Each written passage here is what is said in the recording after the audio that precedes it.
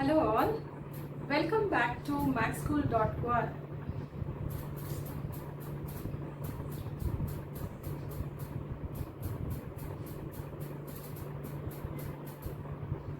Hello all, welcome back to mathschool.one and I'm your Anu for class 6 maths. This class is about whole numbers chapter 2. We have been seeing whole numbers in the last two classes, isn't it?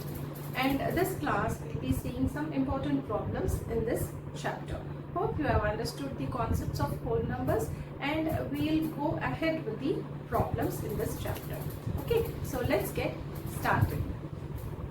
Now, in whole numbers, we have done with a lot of whole numbers and their properties, and we have also seen about patterns, isn't it?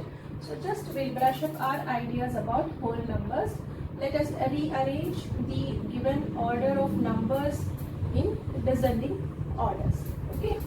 So first number is 244 0701 100 and 1 zeros followed by 5 nines, and the next one is 2 3 4 5 6 7 0. Now we need to arrange this in descending order, isn't it?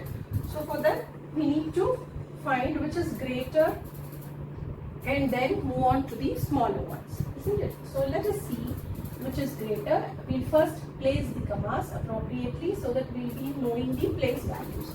Actually, we see the number of digits here. See the number of digits here for the three numbers. There are some 7 digits, isn't it? So 7 digits. So first from these three numbers we need to pick the greater number because this is just a 6-digit number. So this is smaller. So it comes last in the order. So with these we tend to name them 24 lakhs. This is 24 lakhs 40,701 and this is just 10 lakhs 99,999 and this is 23 lakhs 45,670. So naturally this is greater. 24 lakhs 40,701 is greater. So 24 lakhs 40,701 is greater than 23 lakhs 45,670 and that is greater than 10 lakh 99,999 which is greater than 1 lakh and 199. So these this problem shows the significance of placing commas, and by placing commas we'll be able to understand the place values very easily. But first determine the number of digits in the numbers. Whichever has more digits, then that will come under the greater number category, and then you need to see the place values and see the numbers with the greatest place value and then decide which is greater and move on to the descending order. Okay, this is the first problem, and the second one is, now the second one is finding true or false for certain statements. I'll read out some statements and you will be saying me which is whether it is true or false, and we'll justify it. Okay, so now the first one is, it is given that 0 is the smallest whole number. Is the smallest whole number. Is it true? Yes, it is true because the whole number set starts with 0, isn't it? So 0 is the smallest number in the whole number set. Is 0 the smallest number in the natural number set?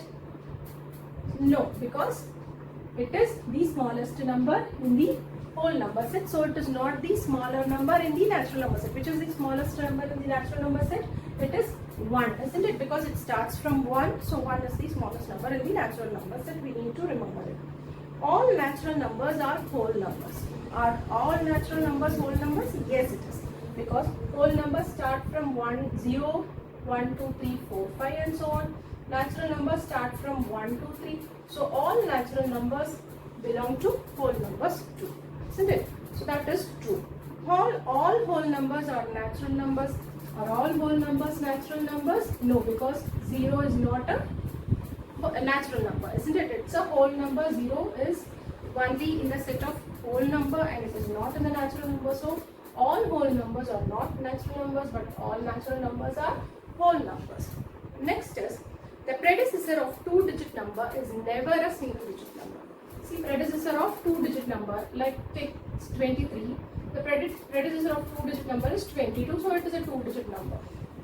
Isn't it? What I have said is the predecessor of a 2-digit number is never a single-digit number. But you take 10, the predecessor is before number. So the before number is 9, which is a single-digit number, isn't it? So this statement is also false. We have a single-digit number as a predecessor for 2-digit number 10. So the statement is false. Next, 1 is the smallest whole number. Is 1 is the smallest whole number? Again, no, it is not, because 0 is the smallest whole number. Natural number 1 has no predecessor. See, natural number starts from 1, so it has no predecessor here. So this statement is correct, because 0 happens to be in the whole number set. In natural numbers, the smallest number is 1 and it has no predecessor. Do you understand? Next is whole number 1 has no predecessor. Whole number, so this is your whole number set. It has no predecessor is again the false statement, because it has a predecessor 0. 1 in the whole number set has a predecessor which is 0, but 1 in the natural number does not have a predecessor. Do you understand? And the next one is whole number 0 has no predecessor. See, this is whole number set 0 and this doesn't have any predecessor in the whole number set. As of the whole number set, it doesn't have any predecessor. Okay, next is successor of 2-digit is only a 2-digit number. Successor of 2-digit is only a 2-digit. See, successor of 23 is 24. Successor of 10 is 11. Is a 2-digit number. Is always a 2-digit number. Is it always a 2-digit number? No, it is not, because 99 is a 2-digit number and the successor of 99 is 100, which is a 3-digit number. So you have to remember the predecessor of 2-digit number can be a single-digit number and the successor of 2-digit number can also be a 3-digit number. So this statement is also false. Stating that every 2-digit number successor has to be a 2-digit number is false, because there is a 3-digit number here which is successor of 99, which is a 2-digit number. Do you understand? So these are some of the true or false statements, and these statements help us to understand about the whole numbers and the natural numbers, the predecessors and the successors of whole numbers. Okay.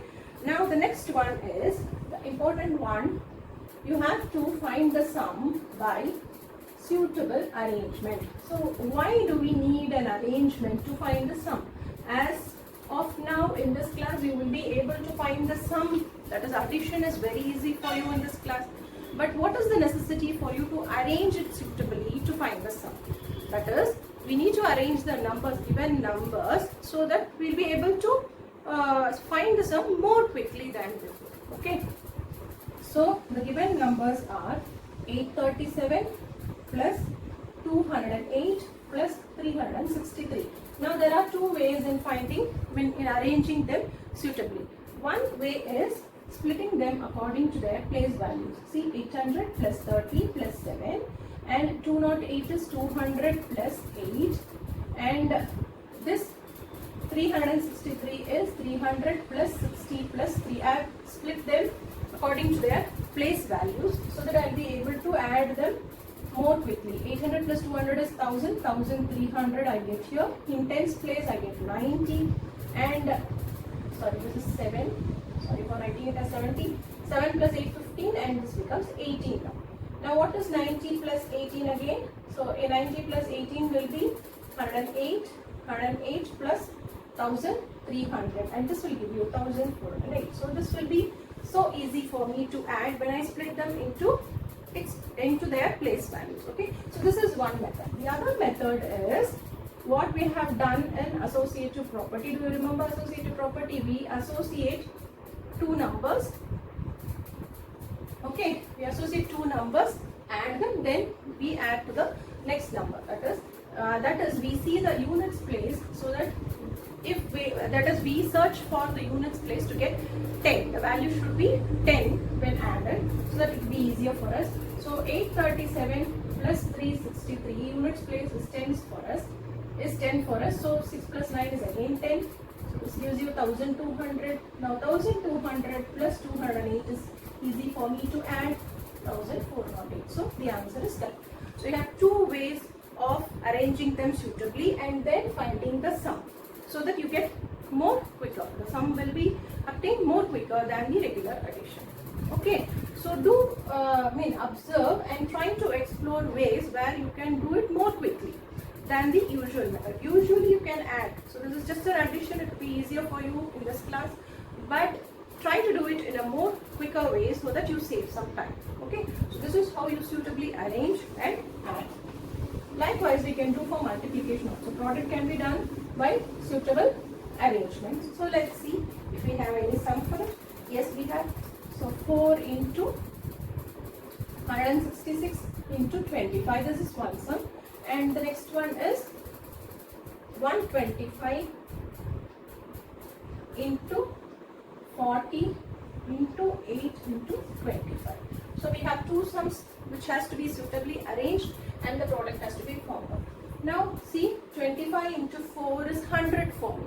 Isn't it? By observation we'll be able to see 25 into 4 is 100. So 166 is 100 is very easy for me to see how quickly I got the product. So always do search for multiples of 10. The product should be multiples of 10. Wherever you get product as multiples of 10s or you get some where you add two numbers you get 10. So pick out those numbers and then first try to solve them, and then it will be very easy for you to multiply multiples of 10 with any other number just by adding zeros to it. Okay, so this is an easy method. Now here, see 25, now 125 into 8 I can take and 40 into 25 again, because 25 into 4 is 100, so 40 into 25 is 1000 for me. 25 into 40. Now I pair this. See, we know multiplication is commutative. We have seen the properties of whole numbers, isn't it? So multiplication is commutative. So if I change the order, even if I change the order, I get the same answer. Or if I associate one number with the other number, I change the place, I associate 8 with 125 and 40 with 25, then I will get the same answer. See, 125 into 8 will be 44. Now 16, 20 and this is 1000 and this is also 1000. So the answer is 10 lakhs. See how easy it is now to multiply. Instead of multiplying 125 into 40 and then with 8 and then with 25. See how do we simplify the process by just arranging them suitably. So this is how we arrange numbers to find sum as well as product so that we get the answers very quickly. Do you understand? Just keep in your mind to search for the product and the sum to be multiples of 10s anytime. Okay, anytime with any number, just see where you get multiples of 10. So it will be easier for you. Now it is time for the properties. We have done all the properties. We have learned all the properties: associative, distributive, commutative, closure, existence of identity, and so on, isn't it? So now let's try to understand them through these problems. The first one is 297 into 17 plus 297 into 3. So you just observe, you can see there are two terms involving 297 and it is separated by an addition symbol. So this is multiplication over addition. So what is the property called? This is distributive property. We know distributive property, it is multiplication over addition.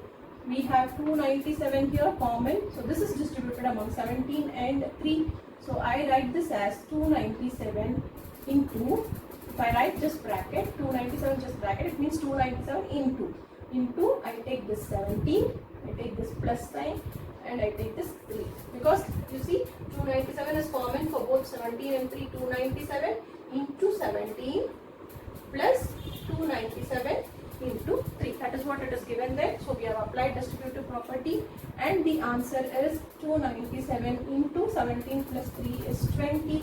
Now multiplying with 20 is very easy for me. Put a 0 there. So this is your answer. See how do we get so easily by applying distributive property, isn't it? So the next sum is, we'll see next sum which follows the same distributive property. This is with respect to multiplication over addition, the distributive property, multiplication over addition. Now we'll be seeing multiplication over subtraction. 169 minus 81265 into 69. Okay, so this is also, see, 8125 into 169, 81265 into 69, isn't it? So 81265, that is 81,265 is common to both 169 minus 69. So we have put the sign in the middle. So 81,265 is distributed among 169 and 69. This is your distributive property, isn't it? So 81,265 into, what is 169 minus 69? It is 100. So see how easily we solve this. 81,26,900. So this is your answer. So you get so easily by applying the property, isn't it? Just you need to identify the property, or you just need to see how we can simplify with the property, with the use of property, so that we get easily. Now the next one is, again we use properties 854 into 102. So now we need to split them and we should use property to solve them.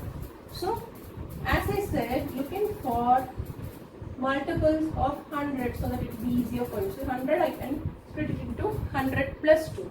Okay, so this 854 gets distributed with 100 as well as with 2. So this will be easier for me now. 85400 plus 8, 10, 7. So what is the answer now? Addition is easy. Then finding product, isn't it? 11. So it is 87,108. See how simple we got the answer. Instead of multiplying 854 into 102, we have just got it by addition. Isn't it? Simple multiplication and then addition, we have got the answer. Okay, I have split this 100 into 100 plus 2. And the next one is 1005 into 168. So how do I do 1005 into 168? Again, I split 1005 into 1000 plus 5 into 168. Okay, do you understand? So this 168 gets distributed itself with 1000 first, then 168 into 5. This plus sign in the middle. So 168,000 plus 44, 34, 840. Now the answer will be 168,840. That's it. See how easily it is, isn't it? So how easily we have found out the product. 1005 into 168. It doesn't take even a minute to solve it.